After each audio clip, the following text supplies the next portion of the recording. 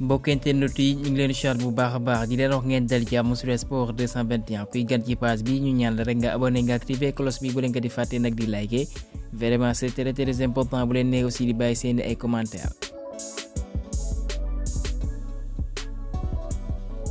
xibaar yi dañ koy tàmbale ak joŋante euro yam jeexal nañ seen ay quart de finale ci noonu les Tigres Lions mooy que Angleterre ñoom kat. ginnaaw gi kat ba ñu témbooy ak Suisse ci temps réglementaire bi benn ci benn Embolo moo njëkk lakk ca à la 75e minute Saka feelu ko à la 81e minute ñu dem ci parolo yi kenn mënul dugal ko ñu dem ca tëg dóor yi nag kookee di Pickford nag mu arrêté planti bo ak Kanji moomee kon ci des yëpp waa Angleterre assuré et que Arnold sax mooy dugal bi leen may ñu dem ci demi-finale bi 5-4 comme niñ ko fësalee kookee di Jordan Pickford coéquipier Gana Gueye ci Everton moom dafa yoroon loolee ñu naan anti-chasse mooy que voilà joueur bu ci nekk wala côté Suisse ku ci nekk xam nga el bi muy dóor boo leen fàttaliku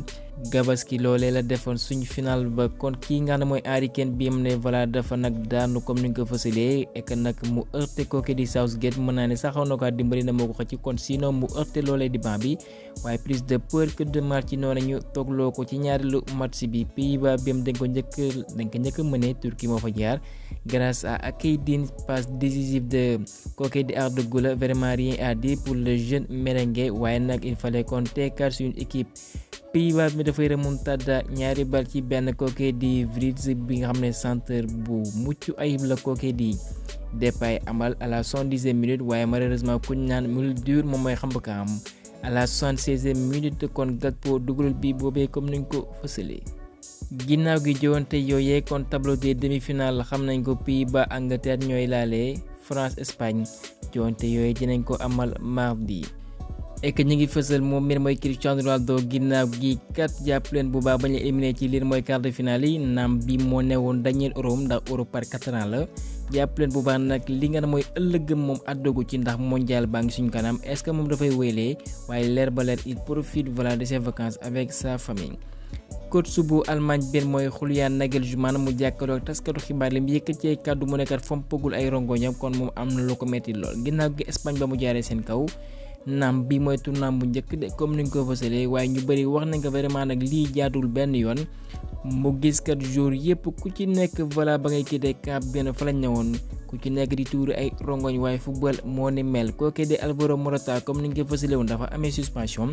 kon UEFA voilà nag suspension boobee nag du ko mën a purger kon voilà nag dina mën a doxal bu baax a baax face aux Français. kii nga xam ne mooy Toni Kroos ginnaaw gi kat ba mu defee geste bi nga xam ne moom mooy gaañ kookee di Pedri moom kat mi ngi fësal di ko jéggalu voilà bu baax a baax ek ci noonu mi ngi koy ñaanal tan ek voilà ci benn communiqué bi fédération espagnole de football fësal nañ ko mooy que ginnaaw bañ amalee examen yi nga xam ne ñu saytu yaramu kookee di Pedri González kon moom dafa amee lu ñu entorse latérale interne comme ni nga ko fësalee ci genou gauche bi kon jour boobu dina toog weeru lëmb laata muy wéraat et que nag n'empêche que mooy que voilà du tax benn yoon du delluwaat ci Espagne kon dina desandi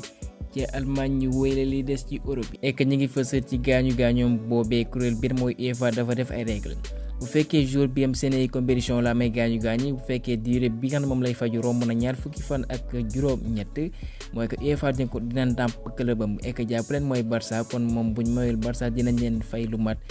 20 000 ci ay euros.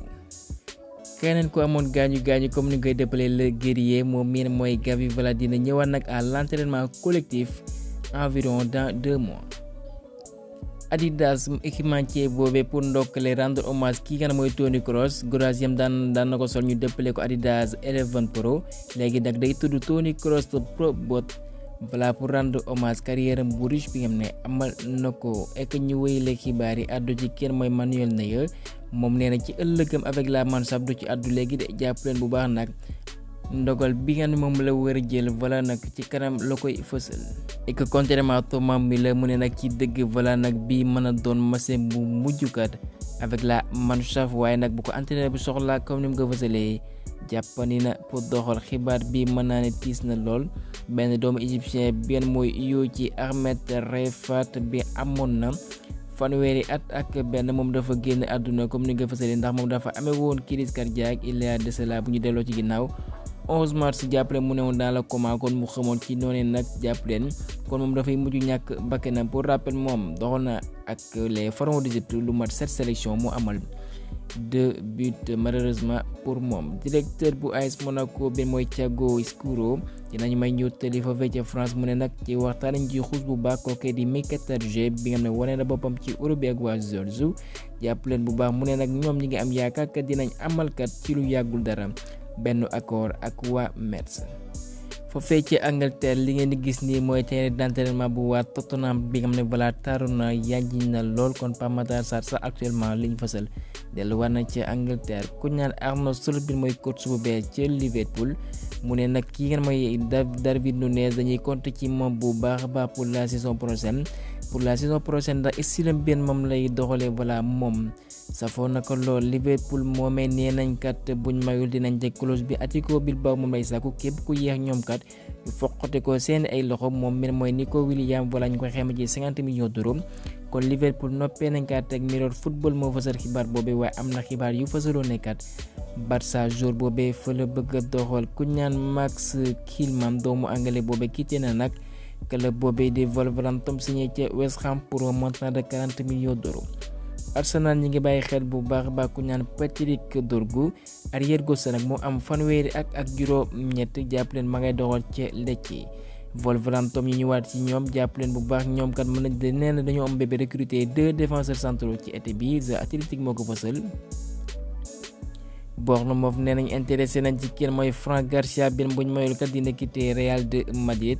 doomu espagnol boobee utali foofee ci Angleterre waaye des na ko toppati. West Ham nag nee nañ buñ mayul dinañ nommé nag kii nga xam ne mooy seen prochain capitaine muy uyoo ci Jarrod Bowen doomu anglais boobee buñ soxnikoo gis Athletic ndax rôle bu am solo bu mu fay joué kenn lam-lamee ko. kii nga xam ne mooy Jamie Vardy bi am na jàppale dafa xaatimaat contrat ak waa leurs waaye ci atu contrat boobee dinañ ko defal nag benn documentaire bu spécial buñ soxnikoo gis seen ek nag début bu mercato estival bu waa Chelsea nii nan ngeen ko jàngate jàppaleen bu baax nag ku ñaan Tosin Adarabioyo en tant que agent libre ñu dalal ko. Marc Guiu mu jógee ca Barça pour un montant de 6 millions d'euros ku ñaan Kieran Dibouchiri Al moom 35,40 millions d'euros mu baaw ca Leicester kii nga mooy Omari Kelman 22,50 millions d'euros. Renato Veiga la portugais bi am ne dalal nañ ko comme ni nga ko fësalee ci noonu moom mi nga mooy Renato Veiga moom dina amal li nga xam ne mooy visite médicale am ci bés ñuy dugg nii bu lépp yembeekat mu xaatim contrat ak club bu tóot bu wili boobee. Chelsea bu ñu soxandikoo ci rajo Napolitain ñi ngi fësal moom mi nga xam ne mooy Romelu Lukaku xam ngeen ne bokk du ci ay plan waa Chelsea ndax voilà ba mu fay mujjee dox amee woon nañ jafe-jafe ñu abale ko ci noonu wàññi nañ prix bi ñu nekk képp ku ko bëgg nag voilà foo nga teg 25 millions d'euros et que sax ak i mboq dina yegg 30. Manchester City nag voilà bokk nañ ci club yi bëgg nañ recruter ku ñu naan André Lunin bés bi boo ci Real de Madrid. ak club boy Sky Blues boobu aussi ñu ngi bàyyi xel kii nga xam ne mooy Dani Olmo bi nga xam ne mi ngi def Europe bu exceptionnel sa bild moo ko fësal ginnaaw gi kat naam Al Nassr amal na déggoo kenn mooy Ederson waaye jàppaleen ba club saoudien boobu booy amalugul déggoo nag ak Man City comme ni nga ko fësal ndax Sky Blues ñu ngi laaj 50 millions d'euros bu ñu soxandikoo ci Redu Galati bu ñu soxandikoo ci journaliste italien bi mooy Fabrizio Romano déggoo am na ci Manchester United ak Girona bu ko defee ñu jaay leen kenn mooy Donny van de Beek montant ñu koy xayma ci 4 à 5 millions d'euros waaye li des nag mooy zone hollandais boobee amal déggoo wala boog amal déggoo sur le plan ci condition personnelle ak club catalan boobee kon loolu des na ko toppandi. FC Barcelone ak Juan Laporta nee nañ am nañ bébé nag recruter kenn mooy Erling Haaland atum 2025 buy soxandikoo ci Garama Ball ci Italie comme ni nga ko fësalee mooy que kii nga mooy Douglas Luiz doomu brésilien boobu Italie na ci Juventus de Turin xaati na fa contrat waaye du moom dong ak kam nekkal mooy ko corom boobee di Alisa Lechman moom aussi signé na ci équipe bu jigéen ñi. doomu polonais benn moom mooy Piotr Zielinski ginnaaw gi ba mu quitté en tant que agent libre ca Napoli utali na ca Inter xaatim contrat buy dem ba 2028. Inter aussi nangu nañ signé défenseur bu am fan fukki at ak juróom-ñett mu uyoo ci Alex Perez ca Real Betis jàppaleen bu baax nag Real Betis moomee da leen koy abal et que ñu fixé ci benn clause d'achat bu 500 000 euros. foofee ci Allemagne jàpp ne léegi lépp yem na dootu mu dina fay clause libératoire bi tax doomu guinéen bi mooy Sergio Guirassy ba woo ca Stuttgart ñu xayma ko ci 17,5 millions d'euros mu mën a utali ci club bu zone noire boobee. Bayern nag ñu ngi laaj lu mat 50 millions d'euros ak i mbaxus képp ku ko bëgg kookee di Martin de Ligt. jàppaleen Manchester United ñoo ci gën a yëngu ndax jour boobee pare na dafay sacrifice wàññi salaire am benn moom lañ koy fay ca Bayern xayma ne ko ci 15 millions d'euros et que bu fa autorité dina fayee ko 12 millions d'euros waaye Bayern kat nee na duñ ko wanteer benn yoon bu soxnikoo ci Sky Sports Germany. Michael Olise jàppaleen dina xaatim contrat waaye nag laata loolee dina amal visite médicale am ci dimanche bi bu lépp yemee mu xaatim contrat buy dem ba juin 2029.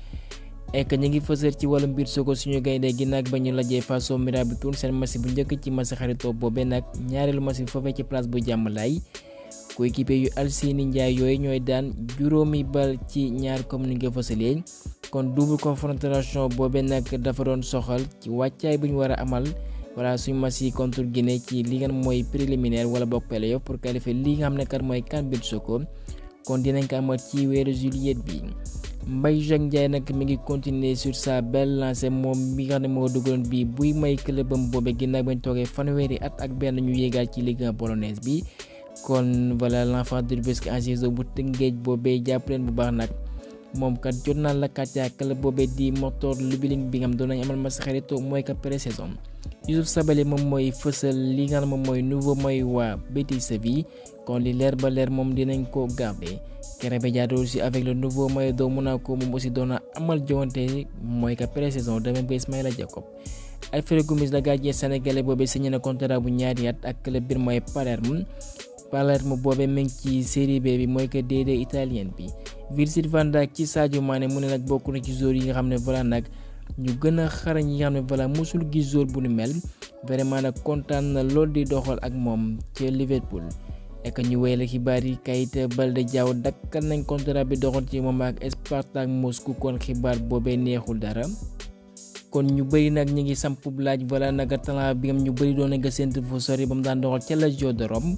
moom mi nga xam ne nag dafa disparaître complètement des radars comme ni ñu ko fësalee ndax moom doon nañ ko xoolee bëtu Sadio Mané Idrissa Gana Gueye wala boobu ak joueur yu mag a mag waaye malheureusement nag carrière am mujjul demee noonu jàpp leen bu baax joueur bi ngeen formé nañ ko ca Barça bu ñu soxnikoo ci Wii Sport passé na club yu mari Inter de Milan bi nga xam ne def na fa saison bu mucc ayib de même que Sampdoria de Gênes Cagliari de même que Monaco comme ni nga ko fësalee mu rejoindre atum 2022 club bi mooy Spartak Moscou lépp jaaroon na yoon mu am temps de jeu bi nga xam ne moom la doon wër waaye malheureusement en septembre 2022 pour affaire wàllum dopage mu jalgati kat règle yam tëral nañ ko ci Italie ñu teg ko ay daan yu 10 comme ni nga ko fësalee ci kayitu xibaar yi naam ci ginnaaw abale nañ ko foofee ci Espanyol de Barça bi nga xam ne yéeg nañ ci liggéey bi ñu amoon yaakaar kat dinañ ko garder malheureusement levé ñu loolee ñu naan clause